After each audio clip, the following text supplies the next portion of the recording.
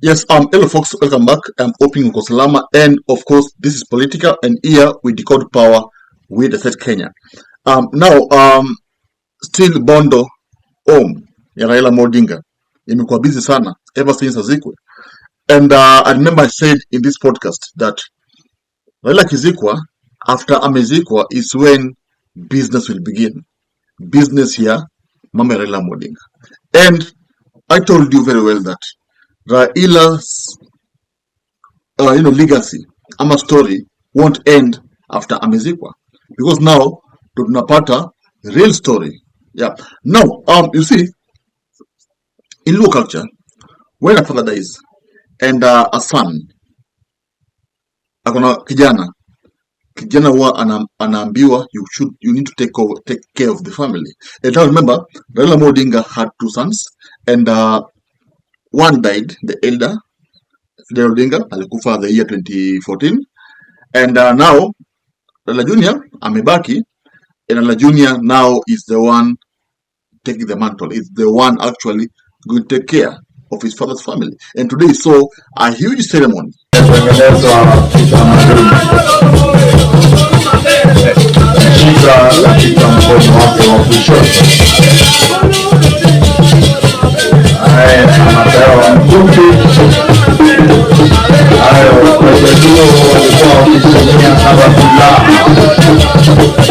Yeah, ukiangalia hiyo, now people are celebrating him, people are encouraging him to take over Agwambo's legacy.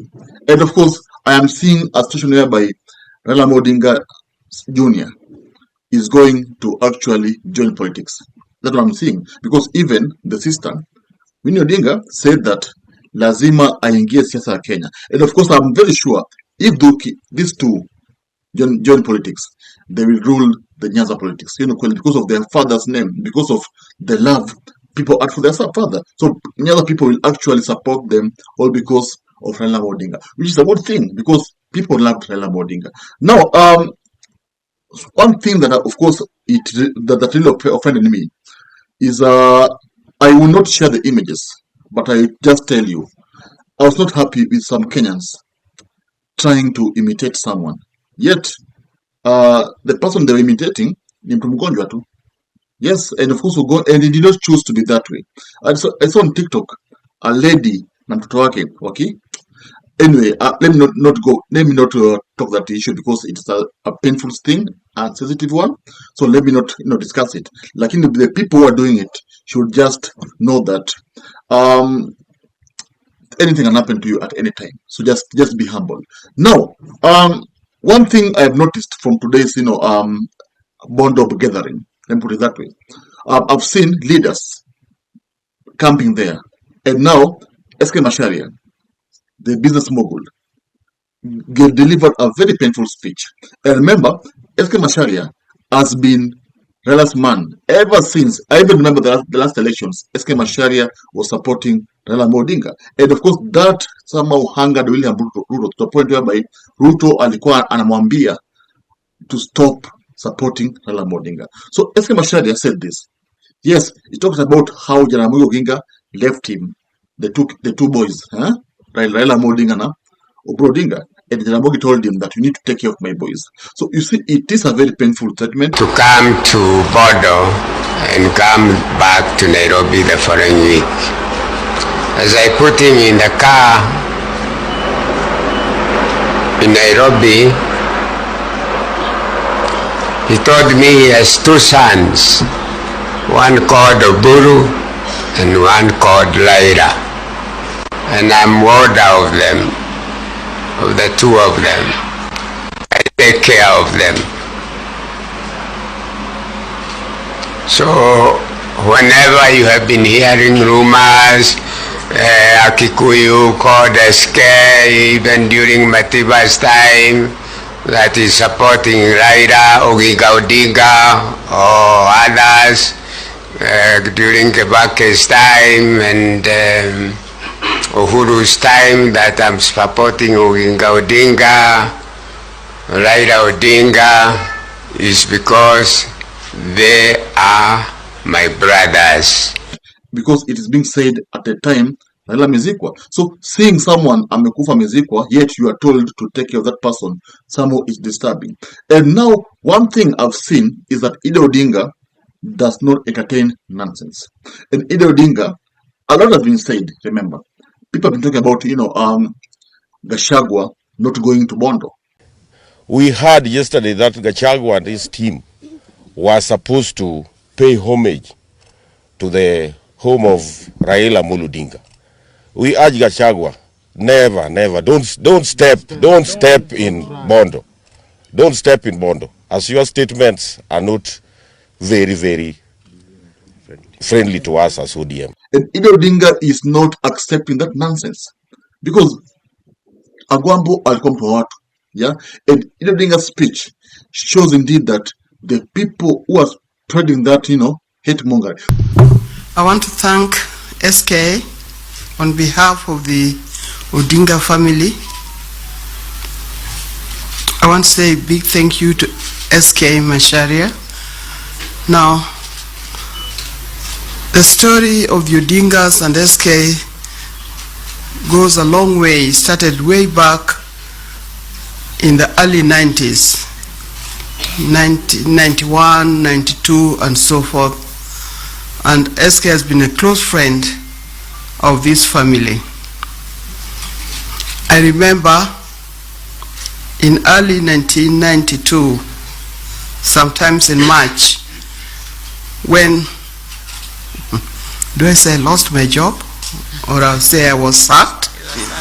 I was sacked for the second time. The people who reached me first was SK. When that happened, I moved to Ajip House, where Jaramogi's office was, and SK came there, and he thought I was the secretary, but actually I acted like one in Jaramogi's office. Since then, he's been with us through very many journeys. For example, the audience members led by Gladys Wanga, they're the ones warning Gachagua as Siende Bondo. I mean, how do you want someone? No, I don't just get it. How do you want someone not to go pay less respect? Because you don't want that person to go there. Because like akienda pale, you feel that that person will get, support from your side. I think it is the most reckless statement I've heard from Wanga. And of course, Kenyans were not happy with it because you can't tell someone that, wewe Gachagua, usijaribu kuenda kwa matanga ama sijui kuona kaburi ya Raila Odinga. I mean, what are you trying to say? You're a leader. You need to actually have a language of, peace. Peace and reconciliation, not division. And I've been opining in this podcast that Raila's death will actually shape politics in Kenya. And his story will be, people talk about Raila Odinga, back up the next elections, and it will, people take advantage of his name. It's too sad that when he's alive, people are taking advantage of Jinake. When he's dead, still people are taking advantage of Jinake. And I think it's not fair to him because people just need to let his soul rest in peace. People should continue with the fight Raila Odinga was advocating for. The fight for equity, the fight for, justice, whatever, kila kitu. And people should know that Raila Odinga was there to unite the whole country, not divide. So when you say that, you are drawing the line, ama Gachagua siende, it's not right because I've been, I'm a very fair man. Like I like telling people things without any hate because there's no benefit when you hate someone. I've not seen a video showing Gachagua wishing Raila Odinga death. I've not seen, honestly. I'm still waiting to see that video. I have not seen. In fact, the only video I've seen is audience people crashing Gachagua when Raila was sick. And of course, Gachagua, in retaliation, had to tell them that, I am not bacteria because of the way he was attacked. So you can't tell me that Kalonzo Musyoka, because even when the audience members were talking about Raila Odinga being in hospital, then wakasema kwamba at Kalonzo na Gachagua wanatakia Raila Odinga ugonjwa. I mean, that is the most baseless propaganda I've seen because I don't think you will convince me when you tell me that Kalonzo Musyoka hated Raila Odinga.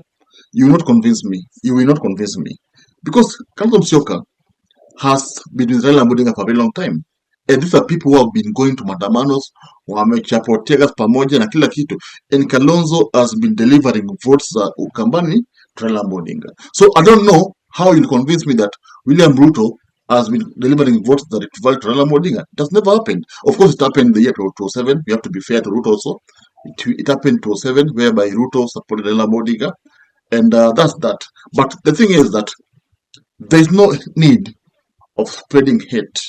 No need at all, because we are all Kenyans, and leaders are the ones who are causing division. And also, on the mountain side, not the mountain, some leaders on the mountain side, like Kahiga, someone just stands up and says, Raila Odinga, kifo chake kitafanya Mount Kenya ikuwa development. I mean, what are you saying? I've been going to Mount Kenya by myself. Now Mount Kenya could develop already. Yes, Mount Kenya kuna ma buildings, and Mount Kenya, when you go to Kiambu, utadhani uko Nairobi. Kiambu. When you go to Murang'a, those places are developed. So you can say that the death of Raila Odinga will bring development to your. I mean, this is incitement. And leaders are the ones causing mayhem, chaos kwa wananchi. Because when you say that, now you're expecting an ordinary Mount Kenya person to love Raila Odinga. Itakuwa ngumu, because you already usha plant ile bad seed ndani yako. So these are unfortunate events that I've discussed here that I feel Kenya can do better. Kenya can do better.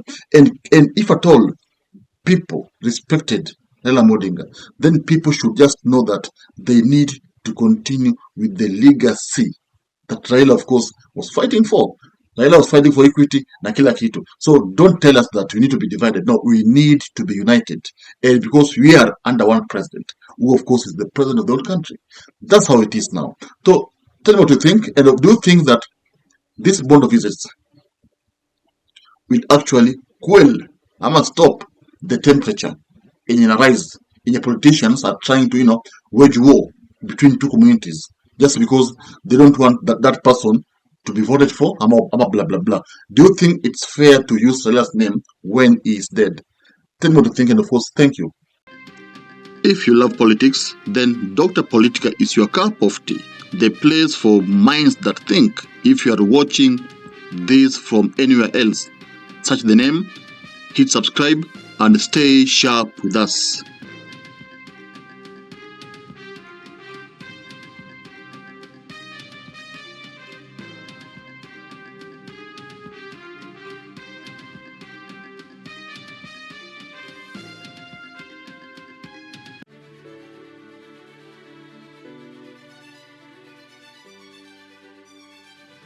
Thank you for making Dr. Politica your home for fearless political truth.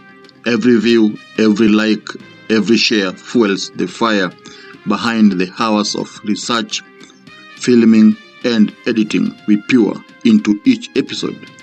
By showing up consistently, you don't just support a channel, you empower a voice. In a world ruled by headlines, spin, and power games, you remind us that real people still care about real facts. We are here to inform, inspire, and ignite critical thinking, not just for today, but for generations to come. You are not just a viewer, you are the reason this platform exists.